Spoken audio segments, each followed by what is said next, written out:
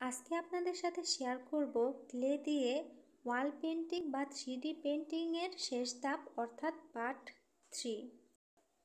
Part 2তে আমি share করেছিলাম এই ফুলগুলো আমি কিভাবে তৈরি করেছি এবং ক্যানভাসে কিভাবে আমি ক্লে দিয়ে গাছটা তৈরি করেছি।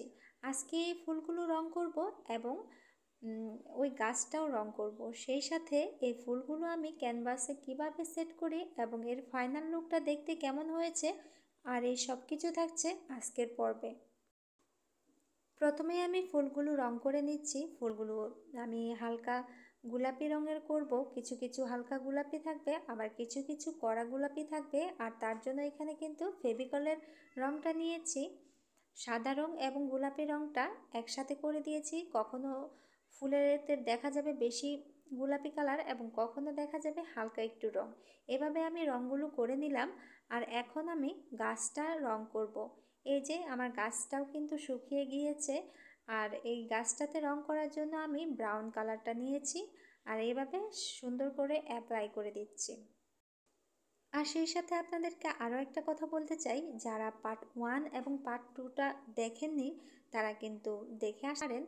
আর আমি এখানে শর্টকাটে দেখিয়েছি এটা আমি কিভাবে তৈরি করেছি। আর আপনাদের যদি বুঝতে অসুবিধা হয় তাহলে কিন্তু আমাকে কমেন্টে জানাবেন। আমি কিন্তু আপনারা যদি বলেন সেই ক্ষেত্রে আমি সবগুলো পার্ট একসাথে করে ভিডিওটা আপনাদের জন্য রেডি করতে পারি। এই তো গাছে কিন্তু আমার রং করা হয়ে গেছে, এখন গাছের ডালপালাতেও আমি রঙগুলো করে নিচ্ছি। গাছ এবং ডালপালাতে রং করার পর দেখতে ঠিক এরকম হয়েছে। এখন আমি যে ফুলগুলো বানিয়ে রেখেছিলাম সেগুলো ঠিক সেট করে দেখব কেমন হচ্ছে। আগে আমি ফুলগুলো সেট করব, তারপর আঠার সাহায্যে এগুলো লাগিয়ে দেব। ফুলগুলো লাগানোর জন্য আমি এই আঠাটা ব্যবহার করছি। আর আমার এখানে কিন্তু সবগুলো ফুল পাতা সেট করা হয়ে গেছে। এখন যেখানে যেভাবে আছে ঠিক সেভাবেই সেট করে নেব। শুধু আমি ফুল পাতাগুলো উঠিয়ে যেখানে লাগাবো সেখানে উঠিয়ে আঠাটা লাগিয়ে এভাবে হালকা হাতে আঠাটাকে একটু ভালো করে ছড়িয়ে তারপর ফুলগুলো আস্তে করে বসিয়ে একটু চাপ দিয়ে ধরে রাখবো 2-3 সেকেন্ডের মতো, তারপর উঠে ফেলবো। এভাবে কিন্তু আমি সবগুলো ফুল এবং পাতা করে নিচ্ছি। এই তো এভাবে কিন্তু আমি সবগুলো পাতা এবং ফুল করে নিয়েছি। আর এর ফাইনাল লুকটা দেখতে কেমন হয়েছে সেটাও আমি আপনাদের সাথে শেয়ার করছি।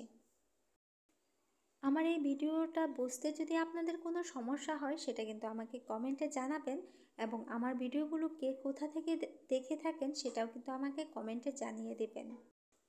ভিডিওটা ভালো লেগে থাকলে কিন্তু লাইক দিতে একদমই ভুলবেন না। সেই সাথে আপনাদের কমেন্টগুলো আমার জন্য খুব বেশি অনুপ্রেরণা দেয় আর নতুন নতুন কাজ আপনাদের সাথে শেয়ার করতে বা আপনাদের পর্যন্ত পৌঁছে দিতে আমাকে দারুণ বেশি উৎসাহিত করে। তাই লাইকের পাশাপাশি কমেন্টেও আপনার মূল্যবান মতামত জানাতে ভুলবেন না। সবাইকে অসংখ্য ধন্যবাদ।